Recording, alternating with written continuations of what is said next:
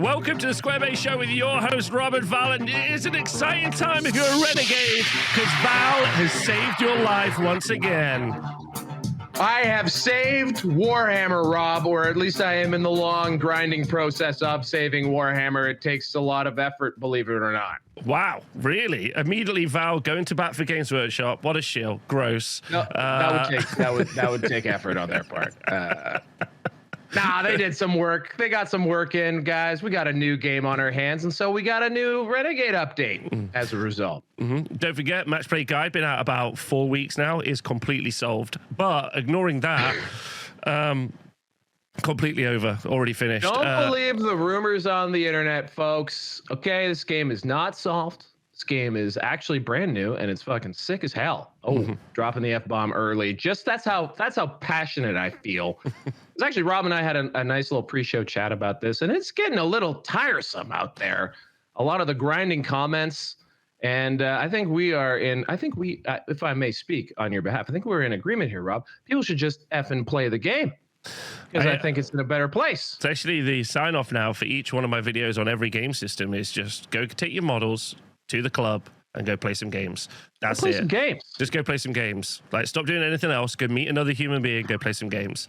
But before we do that, though, we need to know how we can build our list better. And today's show, we're going to be talking through Val's updated, or at least semi-updated Renegade pack, which we will go into details to what that is, how that helps, and what's going on out there in the old world community. Before we do that, Val, how have you been? What have you been up to with the hobby space? What's been going on? You got any hobby done? Playing any games? You've been very active playing games recently.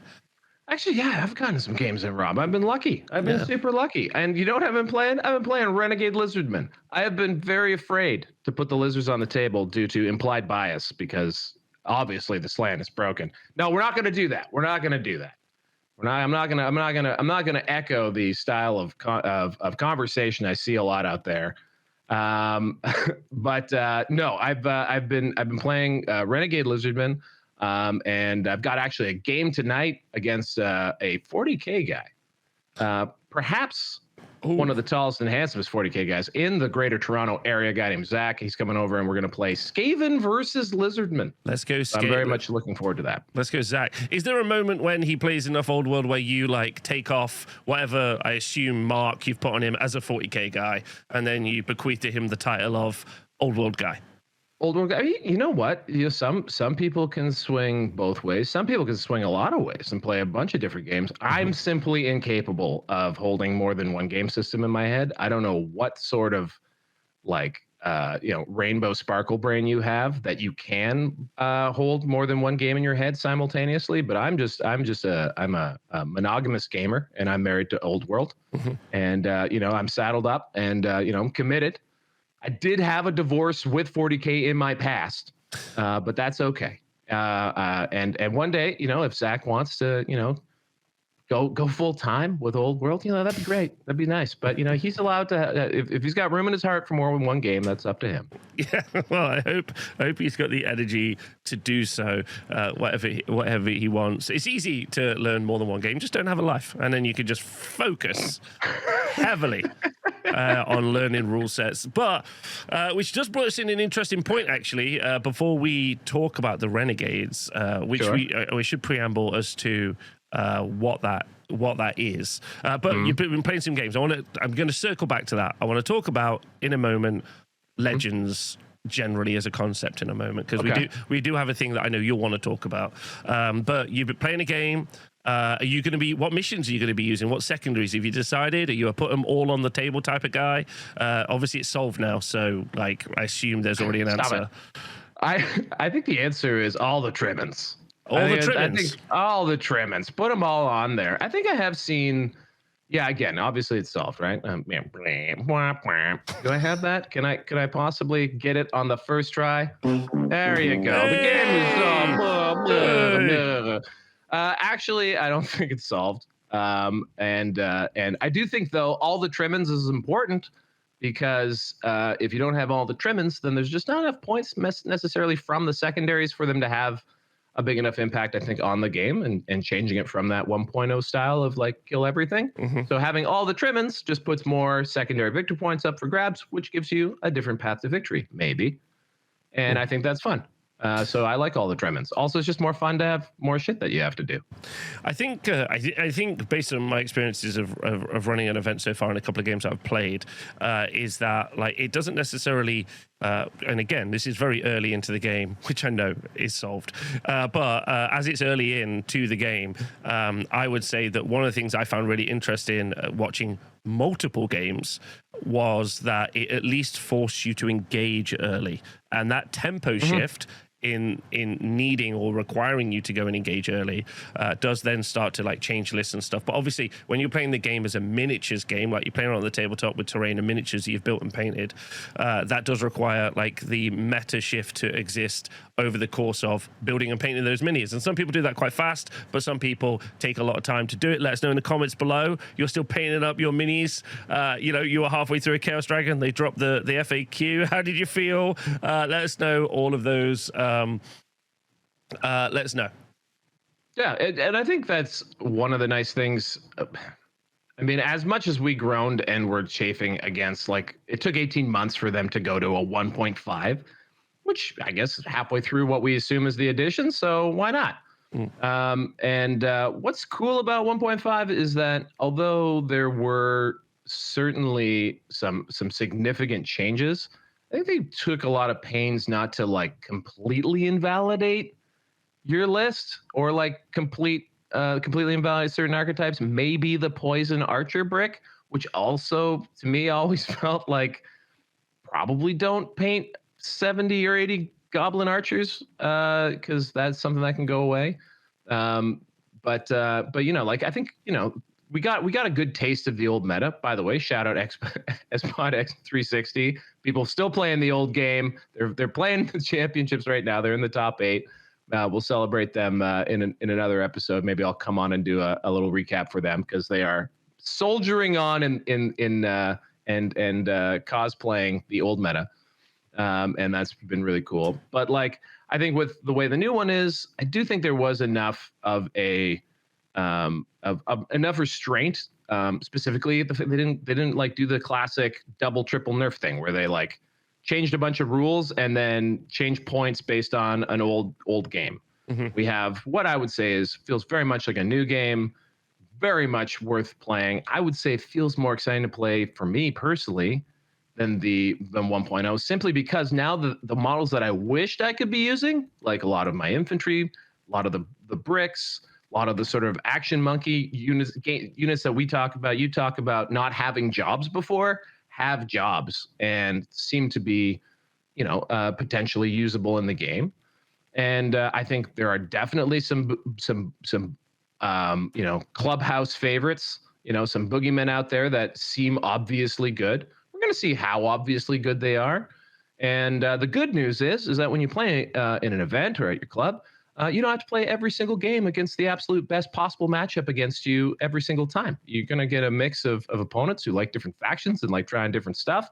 And that's why this is an awesome game to play, rather than just assume you're going to play vampire counts or Cathay 6 times every time you go to an event, which is just not what's going to happen. Correct, because they've only been out 2 weeks, so you can't paint them that fast because it's 2 weeks.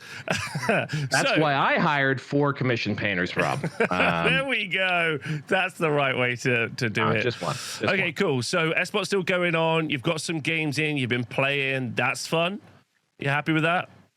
Yeah, absolutely. And I think just like managing 2 emotions around a lot of the theoretical chess around there, it can be really grinding. I think, you know, like social media and group chats and stuff can be quite polarizing, and this extends, I think, all over the Warhammer world, not just in Old World.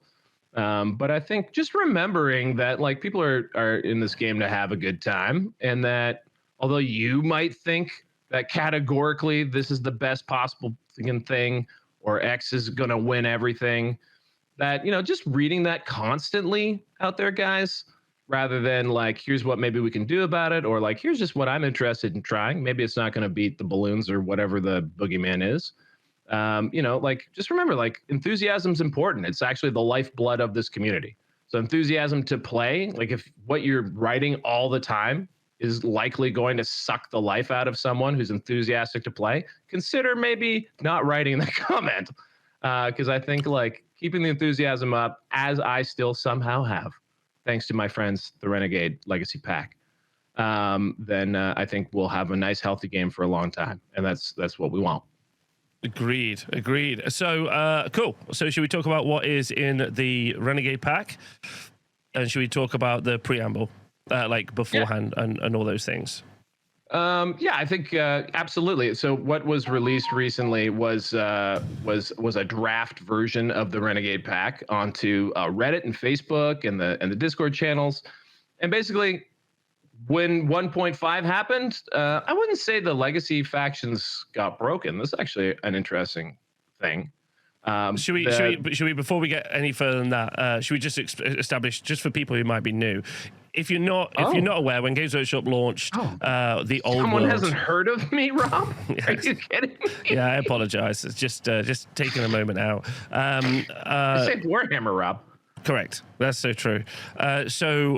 If you don't know, when Old World was released, some of the previous existing factions, Warhammer Fantasy Battles, were given rules, but they were not given legal rules. Also, that brings us back to a conversation I know Val's going to want to have, so that's why I'm bringing it up, because they split the armies into legend armies, which we've renamed Renegades, and also they had the core armies, which obviously they've added Cathay to now. And completely destroyed the game, as the internet does tell us. With that said,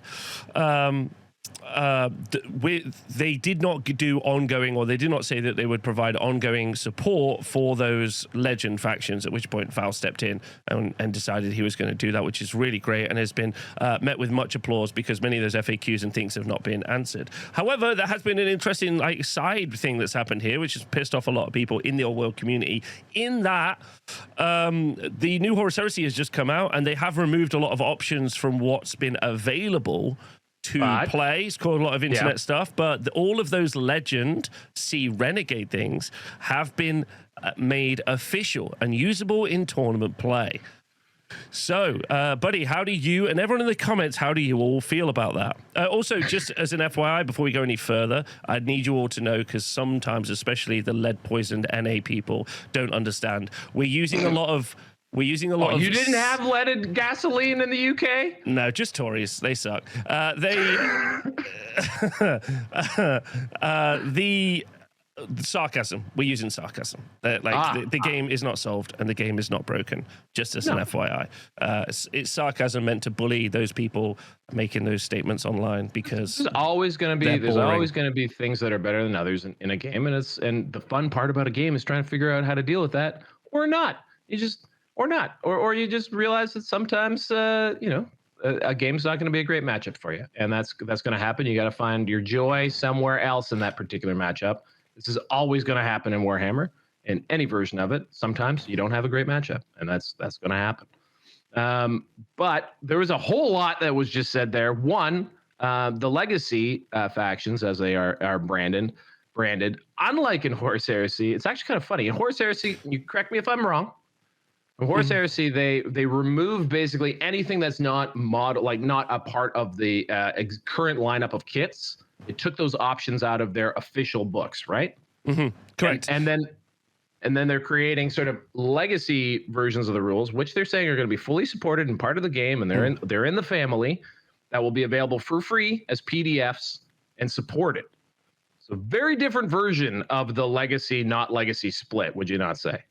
Very, very different version, and also brings into question a lot of stuff for the next edition of the Old World. For example, if your kit does not come with great weapons, especially character kits, are you going to be able to take a great weapon in the unit profile?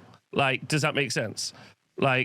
Are we in the future, or will they say, yeah, that's a legend profile that you're allowed, but it's legal? And also, are they going to, maybe it should be a whole other conversation, maybe a whole other chat. And if you would like us to have that chat in full and talk more about the schism and those other things, please, in the comments below, do let us know. But they definitely have differentiated. And as we know, when stuff goes to Legends, it pretty much means eventually it's going to go away. That's what they're soft. They're soft. They're the opposite of a soft launch. This is soft death. Quiet. It's a smothering. It's Correct. A smothering. It's a pillow and a shh. So yes, I think that is a reasonable fear. I guess what I'm highlighting here is what's odd about the way they're doing it in Heresy versus Old World is all of Old World, like if you look at the core factions as so-called, they are there's tons of options and things that you can do with the Forces of Fantasy and the Ravening Hordes books, which is where you get the rules for the core grand armies of each faction that is official, that just don't have models that are officially supported. Whether that is something that you can buy in from the AOS line or the Old World line, some things are things that you just entirely have to kit bash. The coolest thing about the Arcane Journals, period, full stop, is that they are creating armies that are from and new units that fundamentally are kit bashes. There'll be a little blurb that says, "Hey, to make this to make this unit, you could combine these kits or use this kit, give it a different paint job," right? Like they're very creative in that, and yet there are these 7 factions, which I would say encompass probably. It's 7 of the now 19 factions, right? Yes, with Cathay. Correct. Although that's less than 50%, I would say easily half of people out there. That's probably their one of their favorite factions is comprised in this sort of excluded group: Dark Elves, Lizardmen, Chaos Dwarves, Demons, Ogres, Skaven. These are big, heavy hitters, and they were relegated to a version of Legacy, which was not just maybe it goes away in the future. It was explicitly do not use these things. And also at our events, you cannot use these things. And also the rules that they released, although thank you so much for actually releasing them, GW, because that was something they didn't actually have to do, were clearly stopped in development at some point, which leads me to one of my big theories, which is they were meant to be in the game to start with, and at some point a management decision said no, these guys are on the outside. So what do you get? You get a really fundamental, like, alienating thing about Old World and its potential player base, which is initially going to be reactivating a lot of the old player base. I think is the obvious first place to get new players for Old World, and we know 75% of the players in Old World used to play some version of Fantasy. But like around half of those people don't have an army in the game. So that to me was always offensively stupid and kind of insulting as a customer. Mm-hmm. And so I think the idea behind Renegades was this thing where I believe that if we want these things to come back, because by the way, this might be their product, but it's our game. And we would like to have these factions that are beloved and that we all really think the game is better when they exist. Then if they say they're going to let them die, and they in fact want us to help, put our hand on the pillow and smother them out and encourage us not to use them. And one great way, and you've pointed this out, one great way that they often will get rid of a unit is not by deleting it and not giving it rules, but by giving it shitty things or making them uninteresting to use or very difficult to use is one way to phase out stuff for GW. It's a very passive-aggressive way of doing it. And so I think as customers, because that's what we are, guys. Believe it or not, this is not we don't work for a not-for-profit. We work, we aren't passionate about a not-for-profit organization. We are buying stuff from a company that is ideally selling us things that we want. So if these are things that we want, we need to keep them alive, relevant, and that's what the Renegade Pack's all about, is making sure that these armies are playable. Yeah, absolutely. And I think also it does a couple of things as well. It does one of the key focuses of what this show is. It brings more people into the hobby to play the game, which is also always something that we promote and talk about. And it gives people more access to more interesting armies to play against. I know for a fact people get pumped when they're like, oh, I've never played against Lizardmen before, or oh my God, I'm super excited. Or like, especially for those players who kind of, let's say they jump into the Old World now and they didn't play it when it was Warhammer Fantasy Battle Days. Well, it'll be a little bit sad, but they knew about it when they were a kid, or they played it on Total War, and they picked up their Tomb King box. They're like, oh boy, I can't wait to play against Skaven. They're fun in Total War. And someone goes, no. Does Skaven have like twice as many legendary lords as anyone else in Total War? Skaven's one of the most played factions in Total War for sure. Exactly, right? Like, yeah. So like it's a weird kind of like immediate like, oh, stopgap thing, which is kind of confusing for a lot of people. So having it available, but also having it so that it's more playable and also keeps updated and stays updated so that people can play with it is really fun. Now, I guess a real good question before we get into like the contents of what is in the updated pack is a question from me about like the philosophy. So is your goal with this to create game balance? One of the really stupid things that I get asked a lot is the game balanced? And I'm like, well, how many games do you play? And they're like, I play a game a month. And I'm like, well, it doesn't matter if the game's balanced. You're terrible at the game. Like, so like, like, you know, I play every 6 months. I'm like, well, it doesn't matter if the game is balanced or not because you don't play enough for it to matter to you as a player. Right, I get asked that a lot. Also, I get asked like, "What units are good?" And I'm like, "Are you good?" And they're like, "No." And I'm like, "Well, then why are you asking me what units are good?" Like, it's just this kind of like weird, like rotating silliness that I constantly have to endure. Like, it's like I'm like Sisyphus. Like, just it's like a rock, but the rock is just YouTube comments. Just like Jesus Christ. Anyway, my point is. There's a worry, I think, that I see put online, obviously wrongly, but I'm bringing it up so that you can talk about it. Sure. There's a worry put online. What if they're imbalanced? Like, what if the Renegade factions are imbalanced and you can't play against them, or they're too strong? Like, because it's okay. I guess what they're also saying is okay for a core faction to be imbalanced and too strong. Sure. But like, because that's what the designers intended, I guess. Yeah. Like, it's such an insane question. I'm bringing it up though, so that you can shine some light on it. It's a valid question. It's a completely valid question. Because I think, for one thing, I think I haven't covered also here is how shocked I am. Because I will say that the project, which was going out to the community saying, I really want to do this. Here's what I'm thinking. Getting just like buckets of comments fired back at me with feedback, passionate people for all these factions coming out of the woodwork, people who'd already written entirely new grand armies and stuff. Just so many things were like stirred up when I went out for feedback on the first version of this. That I realized, hey, this is pretty cool. That's good. And then after that, I think was a very careful process of consideration of what is going to be acceptable enough for tweaks and changes that the community will, that you could reasonably go to a store and that someone would look at it and be like, that's fine. You know what I mean? Oh, I remember when it worked like that. Great.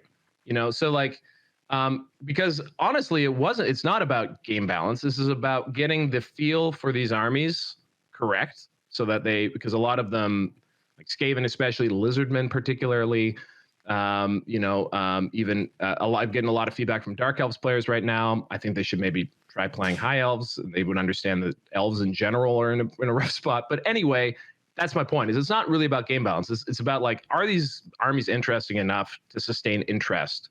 And if I can say that there's been one style of comment I've received that has been like incredibly fulfilling, it's that like, hey, playing with the Renegades makes me want to use my Lizardmen, or I started a Skaven army because Renegades makes it look like fun and cool, or like basically just comments that suggest to me that people are enjoying using these rules, not because they're like OP or the best faction, but just because it unlocks the ability to play without abject misery. And there are people out there, by the way, there's lots of events that just run the regular legacy rules. They don't give them any changes or tweaks, and people still show up with these armies. So I think what's cool about Renegades is it's hopefully less of a misery to play them, and that's the fundamental goal. Get the feel correct, because I hate to break to you guys, Warhammer as a game in its design is largely done by vibes. This is a vibes based operation. And I don't even if it's like aware vibes. I think it's like, like the hippie on a hill, and you're like, bro, you okay? And he's like, I'm feeling something, and you're like, what? And they're like, I don't know. Weapon skill 4, like frequencies, man. Frequencies, man. There's just a bag of nitrous next to them, and they're just figuring it out. And like, so the other thing that I really think, and another thing I think that hopefully lends some degree of credibility to the Renegades, is that for the most part, I'm not when I do make a change or a tweak, I'm trying to do it to get the feel correct and give units the life that they used to have, and give army building some interest, some choices in armor building. A lot of the the legacy lists at vanilla form are very prescriptive. They have a lot of mandatory units, a lot of restrictions, a lot of locked units to characters and things like that, which we got rid of just so you can build an army and make something you think is cool. But yeah, the ideas for changes. So anytime where I have tweaked something is going to be usually grounded in what has come before. This is a game that's existed for like 40 years. So if something right now is really bland and lifeless, I look back in time and say, okay, what were they like before? You know, like, did they have rules that they don't have now? Can we add that rule back? Can we give them something similar to that? And then if that's something that looks like, oh yeah, that's totally always been like that. And I've made changes like this that have not been well received. For example, I thought it was offensive that the vampire count was leadership 8, which was so I bumped him to a 9. That does have an impact. It's not necessarily positive on vampire counts. It means that your vampire count, if he's a wizard, has to be your general. So now that's going to change things for you. You can't have hate that. Like that's wild that the army called vampire counts might have a vampire count general who has the highest leadership. That's just insane. But that's also that was also restrained. Vampire counts have been leadership 10 for a long time. And they've also, generally speaking, I had a very long argument about this. They've had higher leadership than necromancers since at least 2nd edition. Sorry, not 2nd edition, 5th edition. So anyway, that is all to say that usually changes are grounded in past stuff. I want to see and that's it. The leadership stat broken into 4 new stats. I've decided. Okay. But all of the stats when they're broken out are still just going to be 7. Yeah, so that's what I want to see. That's what's important. You want the granularity so that you can do nothing with it. That's fantastic. So just for everyone to be clear, because we have not been succinct to get to this point. We're just shooting the poop here. The other thing I should ask to make sure I give you the air to be able to say it. Are you trying to be in control of all of Warhammer and the old world? Why are you trying to take over? Why are you trying to make it so that you're in charge of everything? Power, Rob. Pardon me? I'm drunk on power. I want to dictate how people enjoy this game.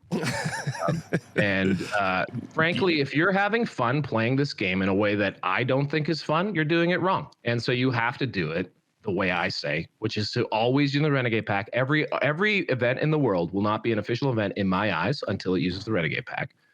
This is all obviously being facetious.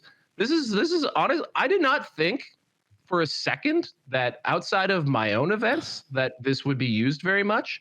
It has been used. I was trying to get a rough estimate. There's at least 60 or 70 events worldwide so far that have used it, and that's pretty wild. People are using it in their clubs and their private games, and some people are not using it. There's lots of places where folks they call it homebrew or whatever rules, and they don't want to use it. And okay, that's cool. There's also people out there who have literally cut and pasted these rules, put a different name on it and called it theirs, which I thought was cute. But that's okay too. I'm taking Games Workshop's rules and modifying them. So honestly, it's just, to me, it's about opening up avenues of interest and giving people the option to use something cool. And also it's been really fun engaging, believe it or not, with the community on these things, because the drafting process has been actually a really cool dialogue. Ultimately, yeah, I'm the one being like, no, that's a good idea. That's not a good idea. Sure. But I am taking a whole lot of feedback on board and filling my brain with it and getting, if there's a good idea in the Renegade pack, it probably wasn't mine. It probably came from somebody commenting or a friend or someone DMing me or any number of the various faction focused groups and discords out there. So yeah, it's I think it feels to me very much like a community project. I do hold the final, like I get to make the director's cut, but it has really been informed by the community, and it would not be near. It wouldn't. No one would use it if it wasn't like that, because I think a lot of people feel invested in the process, but B, it wouldn't be nearly, I think, as good if it wasn't for the input I've received from the community and people who actually do play the game. You know. Yeah, they do. They tend to. Okay, good. So you're not trying to be the king of the hill. Also, it's worth noting. I am trying to say. I mean, I am the savior of Warhammer. I mean, that's fair to say. I mean, I have saved Warhammer. That's true. At least twice now. So it's also true to say that on Square-based, through Square-based, you can get an event pack, which I've made, and I'm sure Val will be making one soon as well. Also, terrain maps. These are all free to download as a PDF. Mm-hmm. They're all available for free. The Renegade pack is also available for free. These are resources that we have created. Number one, and also I want to say thank you, because I'm a tournament organizer. In fact, actually, I've run the most tournaments of anyone in the world. For Old World, just as an FYI. One right now, guys. Actually, literally right now. 9,000 tournaments is how many I've run. And which is weird, because with the game being solved, I'm like, what's the point? You know what? Why don't folks get on down to the TSN Arena, links in the didgeridoo, and solve the game with Rob. No, it's actually our new process is you turn up, I just give you the awards at 9, I look at the lists, and I'm like, brilliant, and I just send you on your way. Then you just have a weekend free to yourself. Don't have to think it through, which is very good. Go play the game. It's fun.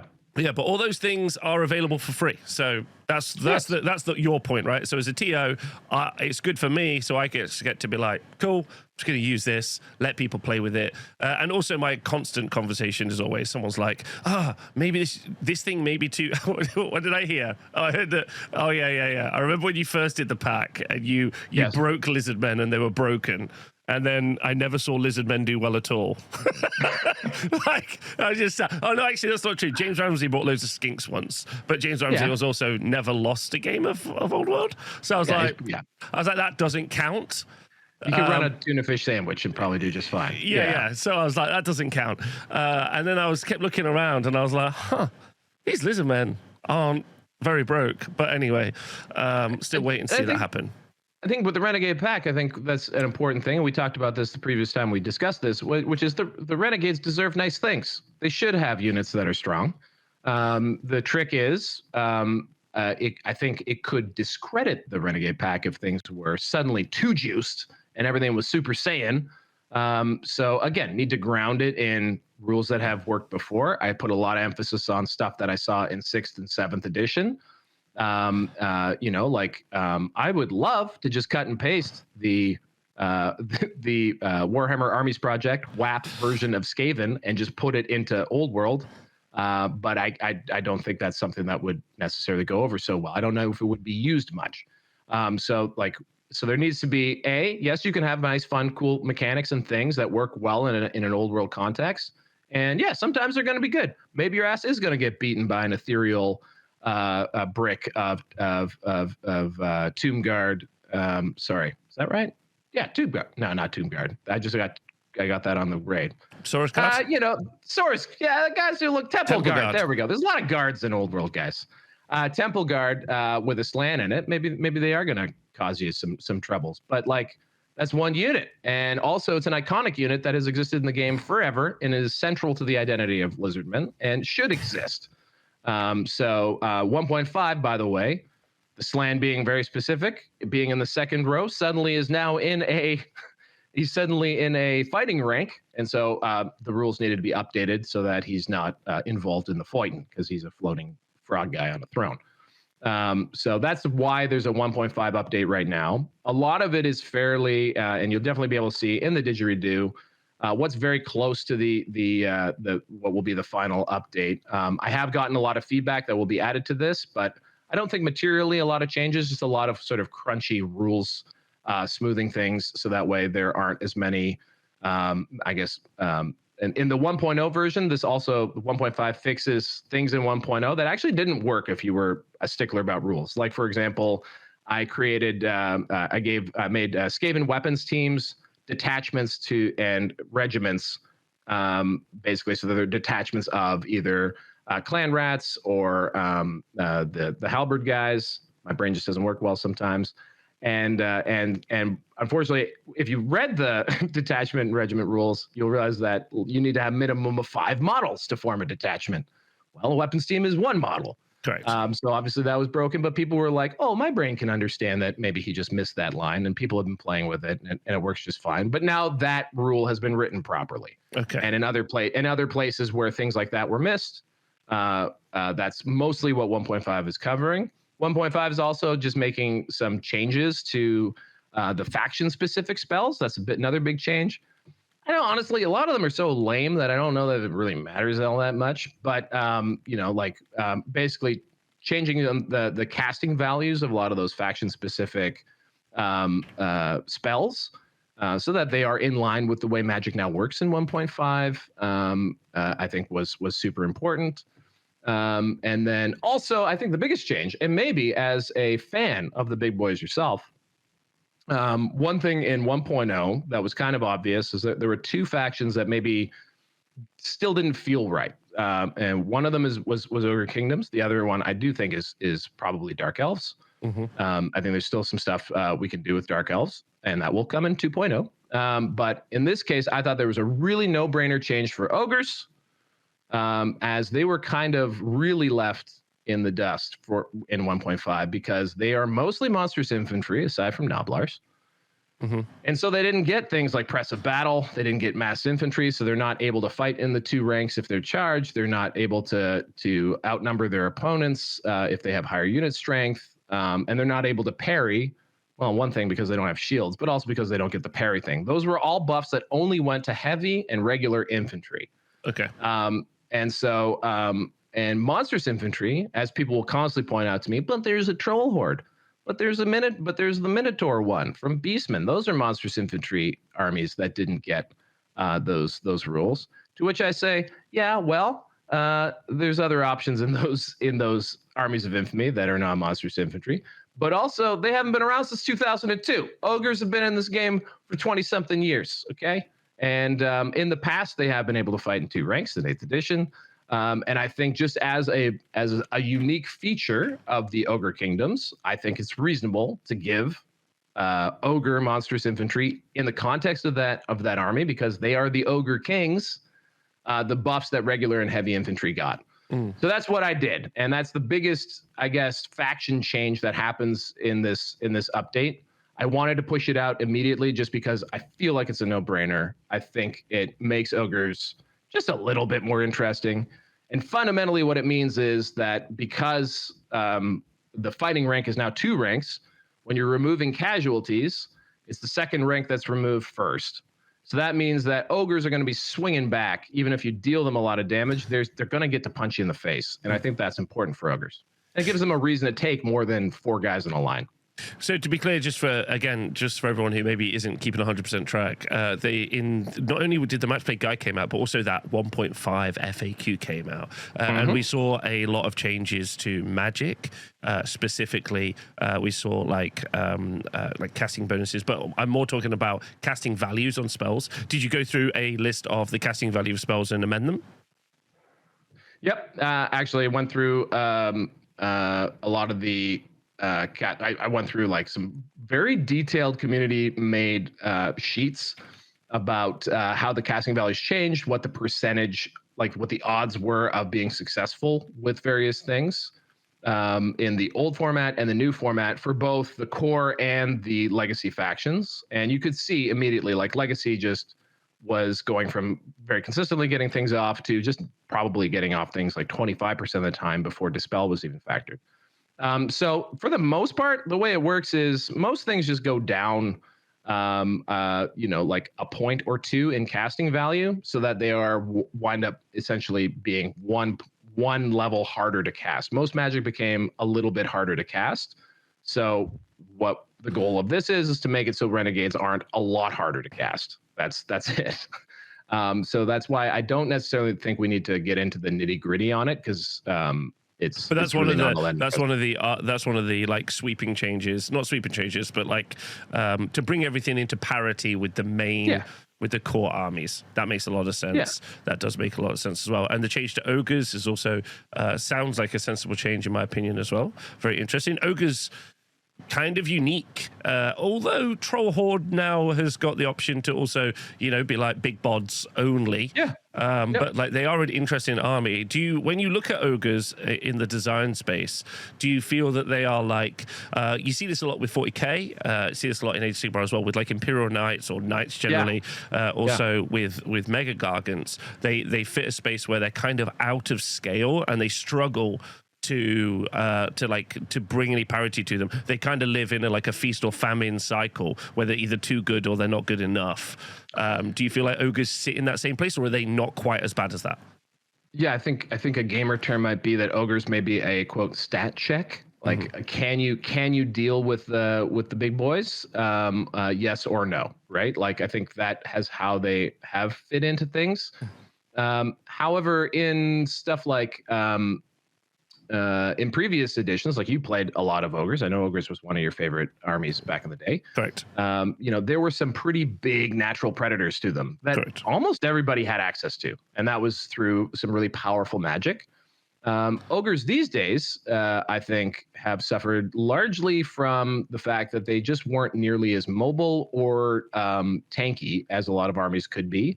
And so they were often just getting blown up by things like swooping in and killing them immediately, and they couldn't hit back. A lot of the problems I think that were central to infantry are problems that ogres had. And I thought actually a lot of it had to do with points, to be honest with you. But actually after I published, and that's what actually I said in my previous preamble, in the first edition of this, was that I think that ogres' main problem is points. When I looked back at the points levels for ogres historically, ogres these days are as expensive or cheaper than they have been traditionally in previous editions, which is interesting. So that sort of to me tells you how different the game plays, and that it was more of a core mechanic thing. So if I'm concluding now that it's probably more of them not as an primarily infantry army outside of the Mournfang, which are already very good, no notes. You know, the core sort of big boy infantry like Ogre Bulls and Iron Guts mostly suffered from all the same things as infantry suffer from. I feel like giving them access to the things that make infantry more interesting now will make ogres more interesting now and feel better on the table without being overwhelming, because they are still very points dense and are still quite squishy. Ogre Bulls, because of the way I've written Iron Fist, although I will probably tweak it based on feedback that I've gotten. You know, Ogre Bulls are now an interesting choice versus, say, the Iron Guts, simply because they will have access to parry. So they will have access to parry and more base attacks. So again, it's about opening up intriguing choices in the units and making them work with the core rules as they're written today. That's good. That's very sensible. The follow-up is that, are there any kind of systemic changes you've made before we talk about the changes in the future? Like, would you say, like, because magic was obviously one of those like key focuses, even like just rewriting how some vortexes work, because you can now dispel to vortexes, right? Instead of making that something that the core rules, they wrote that on every vortex. Brilliant. So yeah, that actually sorry. The change I'm talking about is if you move across vortexes, you take the damage. Yeah. Sorry. So and that was interesting too, right? So like there are, when you look at how vortices were changed and how they were written, if it used to be, it was not explicit that if you moved across it rather than it moving across you, it wasn't clear that it would cause you or trigger the effect of the vortex itself. In fact, I think rules as written, it looked like if you just walked across it, you didn't trigger like the D whatever hits it would generate or whatever. Now they changed it so that, and they also were almost all, anything that caused damage was almost all dangerous terrain. So now they've changed it so that most vortexes, in fact, all vortexes that cause damage, so like if you hit it, it's D3 plus 1 strength 4 hits or whatever it might be. Then if you move across it, you take that damage, but it's difficult and not dangerous terrain. So you're not taking a dangerous check plus whatever the effect of the spell is. if it's a spell though, like the like spiritual vortex from necromancy, for example, it remained, if I recall, it remained dangerous terrain, but they tweaked the fact that it didn't stack with other vortexes of the same, like other spiritual vortexes. So they capped it so it can only do a -1 modifier to your leadership, no matter how many of them are around you. So that's essentially how I looked at the Renegade vortexes. If it caused damage, then I changed it to difficult terrain, and if you move over it or it moves over you, you trigger the damage effect. And if it doesn't cause damage, say it causes a debuff or what have you, it stayed as dangerous terrain, and that was it.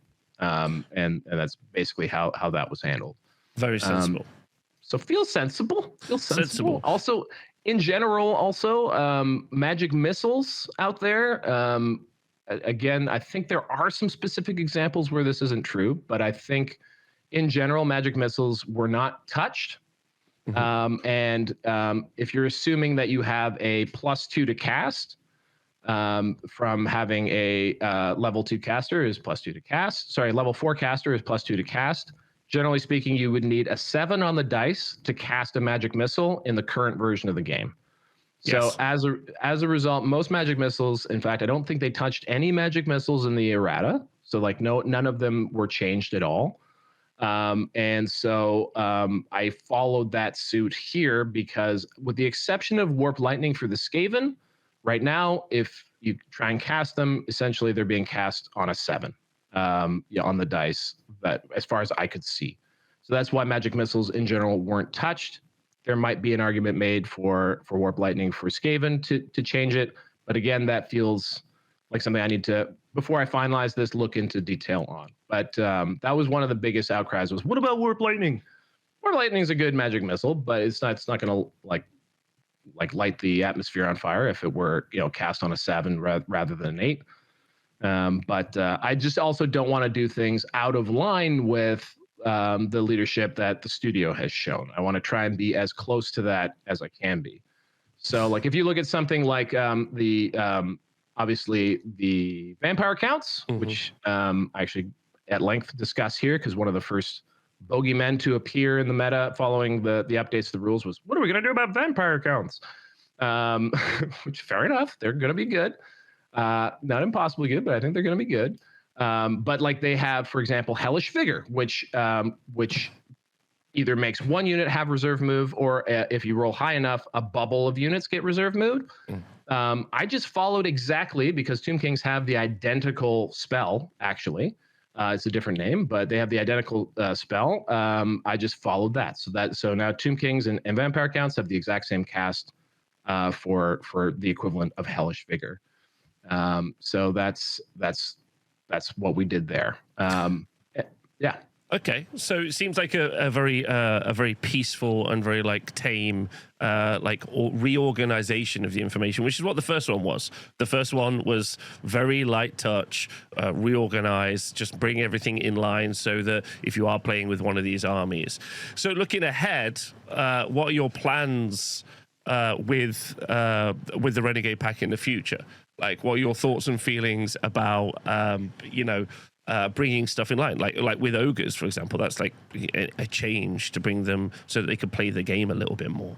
Do you feel like those elements need it? Because just FYI for everyone at home, I've messaged Val and was like, you should do an arcane journal, and he's like, no, that's a lot. I got feedback from other people. They were like, no, I would never let an arcane journal play. And I was like, you are boring as piss, is what I thought, like, immediately, because like it's crazy that because especially just give them like the Wood Elf rules, right? Like, or give them the Empire rules, and already who gives a shit? But like it's also weird, like I know that like a lot of people get like weirded out by fan content. What's weird, like what I found, if I can move the subject to the side for a second, what I found odd over the past I'm gonna say 3 months, an ongoing conversation I've had, so let me know in the comments below.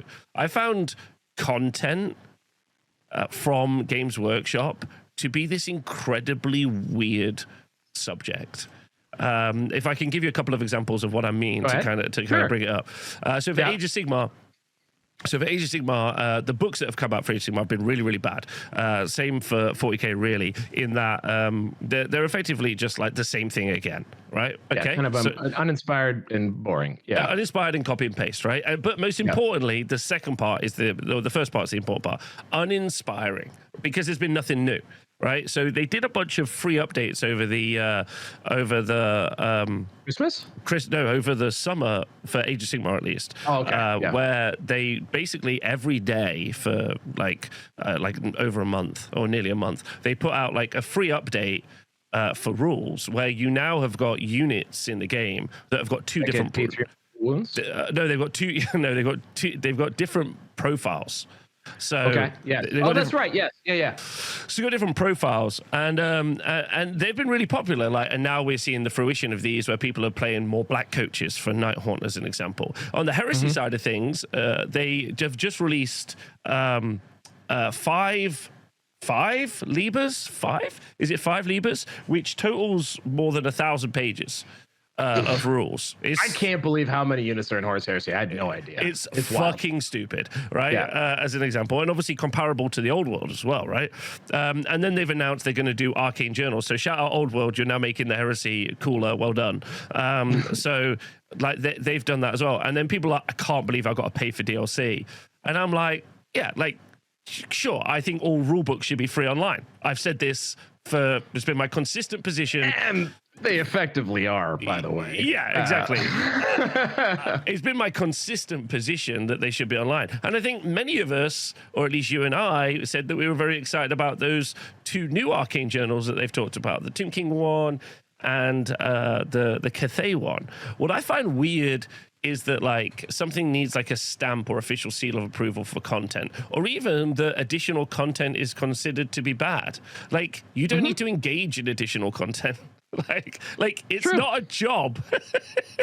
If Games Workshop release a book and they're like, here's some cool new shit, and then you're like, have I got to read?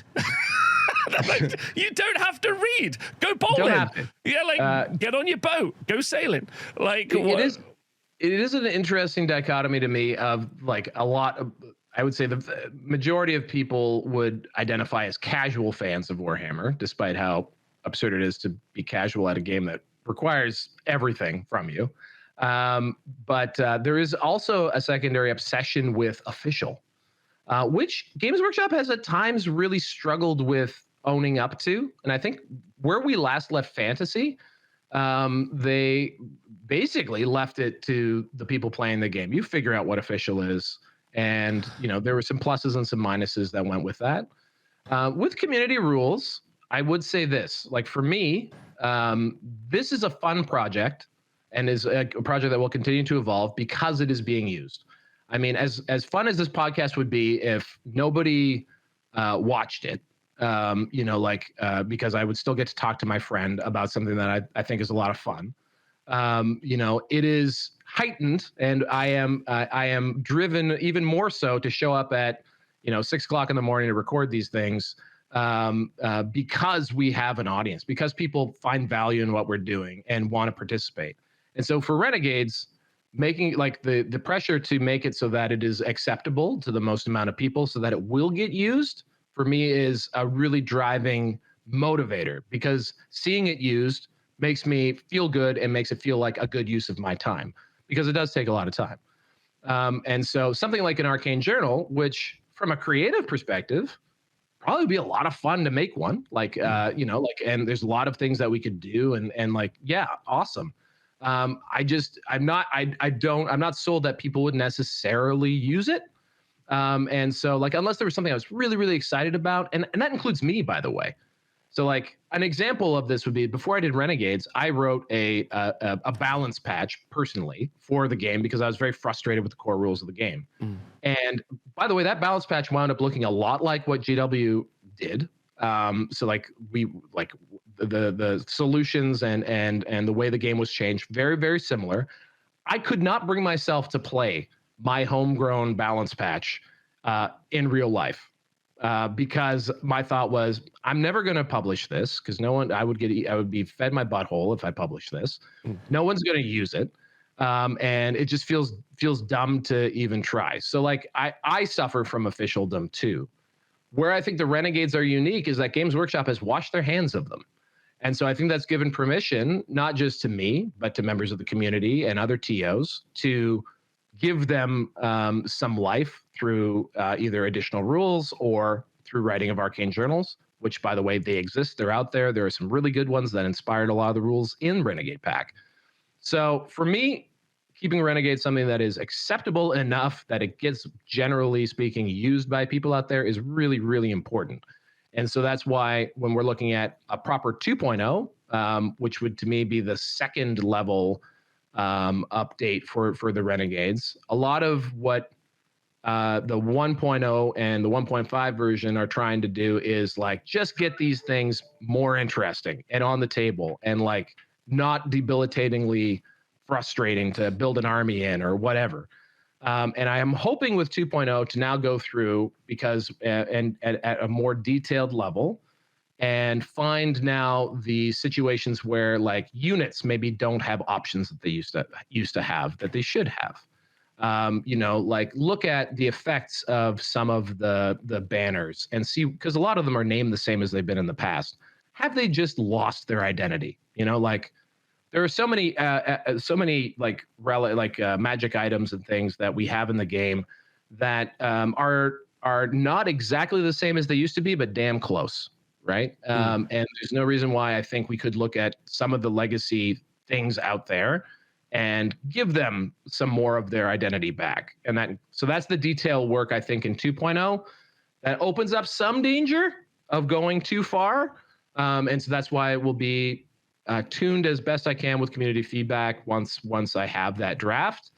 And I think what enables me to go to that next deeper level is that, and in the acknowledgements I've added, folks who run the list builders, things like New Recruit, and specifically my new favorite, Old World Builder, those guys had the Renegade update, like the Renegade pack in their list building apps literally within weeks of Renegades being released, which was crazy to me. I did not expect that because it put Renegades essentially on the same footing as the official stuff. And that I think was maybe something that was first of all, unexpected, and also enables now us to fix more than what we did with 1.0 without going crazy, because it's not impossible to keep it all straight. We have app builders now that will keep it all straight for you.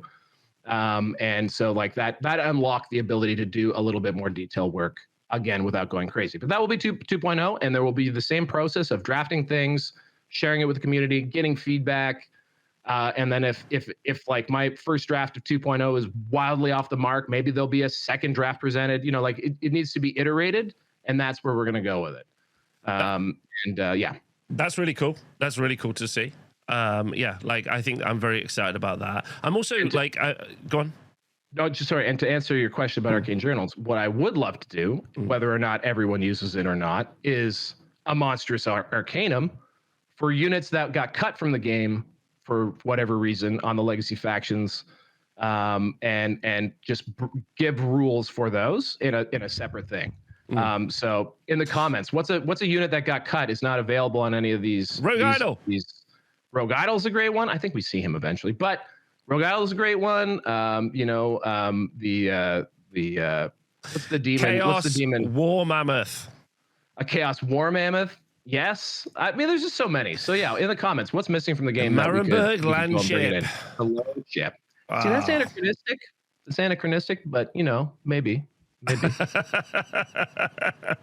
Yeah. Okay. Those are all exciting things. I love the Monster Arcanum. That was good as well. Yeah. And I think it's a really interesting place where the community doesn't need to settle, because I think it's never going to settle. I think people should always be playing games at events. That's what they should be doing. That's pretty much my modus operandi now. Or play at your local club, but go meet another human being and play a game. I think it's good for your mental health. I think it's good for your life. I think it's also good for generally just the hobby and actualizing the hobby should be like a main focus of what you're trying to do with yourself, to be honest. Spend less time online, typing stuff, spend more line. Like, I know, wild take. Like, you don't even watch this video, just go paint some models, like, or go play a game. Like, that's where I'm at. I think that would be really cool to see. But this is helpful. This is helpful. I did have another point, but I forgot it in my thread.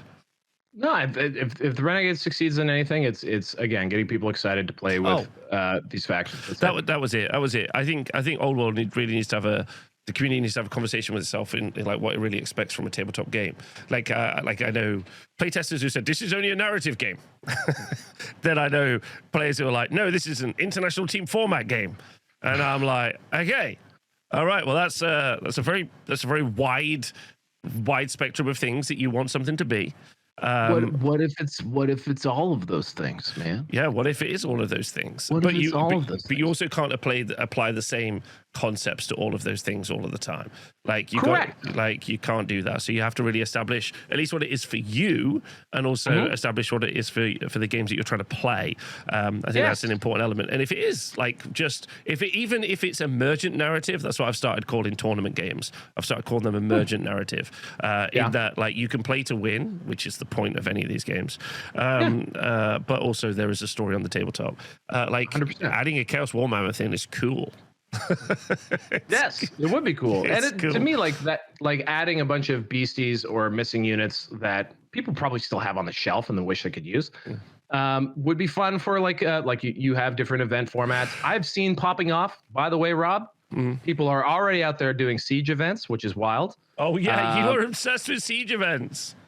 What I'm obsessed with is that there are people psychotic enough to build 4 to 8 siege tables and run an event around them. That's wild. But shout out to TOs all around the world who do crazy things, including Rob. But Rob built about a kilometer of rivers so that he could host an insane amount of people playing on tables. I also want to do castles. I just got to clear my schedule for the castles. I just got to clear 3 months of printing and building time for the castles. Just a minor ask of you, Rob. Nothing you haven't done before. I want those castles though. Like, that would be so fun. But the reason I'm bringing that up is that like something like a Monstrous Arcanum that has like these cool big old units that don't have rules right now, it might be fun for a format like that. Or if you have a community that's really flexible and the rules that we come up with as a group are acceptable, maybe it's just something you just toss in the mix and you run your events with the cool big models. I don't know. But to me, it's something that would be fun because I know I've got stuff on my shelf that I wish I could play and would be great to get in the game. So that's something I feel like might be worth doing in addition to the 2.0, separate from the Renegade pack. That is all. That's very cool. Well, let us know what you think in the comments below about all these things. Like, do you want people playing? Yeah, let us know in the comments below if you want people to not play with their toys by being able to use the by just using the legend rules, just so I can make sure I delete you from the comments. That's just chirp up if you don't want other people to play with their minis, just so I can make sure I make it so you can't ever comment again. But also leave comments about what your thoughts are about how people should play and and what we think about the future, because I also think it's going to be a really, really exciting time, obviously, for the Old World. For with all the new arcane journals and all the new things, obviously not actually playing the game because it's solved, but the rest of it is going to be such a good time, right? One thing I'd love to shout out about your point there with regards to the type of game you're playing, I think is kind of the most essential thing to keep at the front of mind, just in any situation where you're playing tabletop games.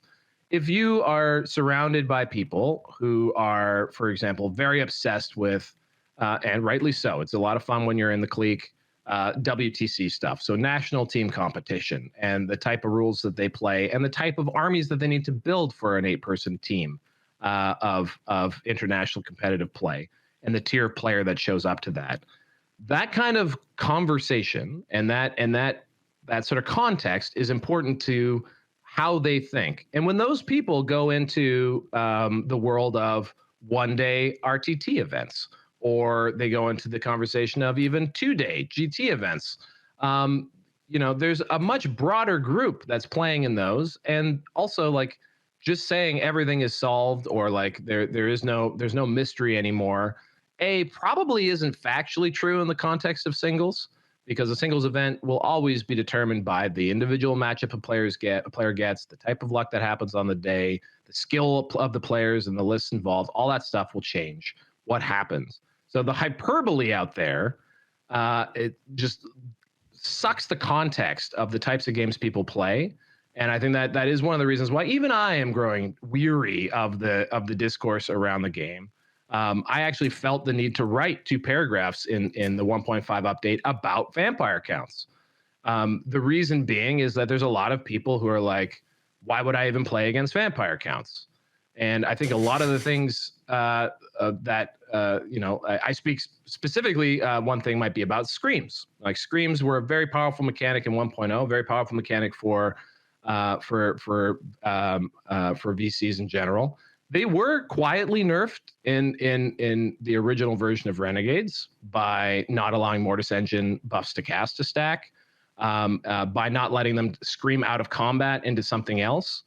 And then now, I think screams are nerfed again in a way by the fact that the magic that you use to support the screams to make them more effective by lowering someone's leadership. Screams work by essentially forcing you to make a leadership check, and the amount that you fail it by, you lose. You lose wounds. You suffer wounds, and you only get ward saves against them. So it's pretty strong if you have very low leadership, and there are lots of tools, especially from Magic, to debuff leadership.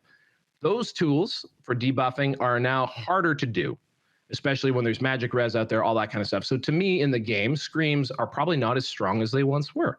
They're still going to be good, but are they something that you want to bring as many as you possibly can of and support them with all of your magic choices? Maybe not. We're going to find out. That's why I don't think being very reactionary is super important at this moment. And I also don't think I don't think longer term, that is TOs, that will keep our head in the sand. If there's something that's really turning people off, I think TOs everywhere will find ways to address it. We've seen that with options like the Green Knight, with various comps that have happened. Basically, the communities will dictate what they feel comfortable in the game playing against, and we're going to see what's worth playing against and what isn't. And so that's the reasonable discourse I think is important out there, guys. This game is really worth playing. I would say even more so than it was before, and yet it feels like people are turned off when really they should be like, wow, this is so much closer to the game that I wanted in the beginning, right? Mm-hmm. I agree, but also ban the Green Knight. I agree with that too. Well, there's a cool mod that I saw in a recent pack I saw from the WTC. They just don't let it charge when it comes on the table. You know what the first comment? You know what the first comment I got about that was oh well, now the Green Knight sucks. He'll never get taken. And I was just like 0 to 10. Only 2 things can exist in the mind. Only 2 things can exist. It's just like, are you serious? So you're telling me a teleporting like single model that can be anywhere, can only be killed by very specific stuff in the game, is now useless because he can't immediately charge when he comes on the table? Only 2 things can exist, 0 or 10. Like that. So that is the type of thinking, folks, that is just so exasperating. Let's try not to be that way. Let's be more Bast out there. We haven't said Bast enough anymore. I think people are forgetting what being Bast is all about. And that, I think, is about, being excited, talking about shit, breaking things down, all that kind of stuff. But let's get a little happier here, guys. So let us know in the comments what you think of all of these changes. I will put all of the links in the didgeridoo links that you need. And thanks very much. Don't forget to get your minis on the tabletop. Go play some games. Thanks from us. Thanks to Val especially. Big round of applause for him for doing something wonderful for the community. Everyone should be super happy with that. See you all soon. Thanks for watching. See you soon. Bye.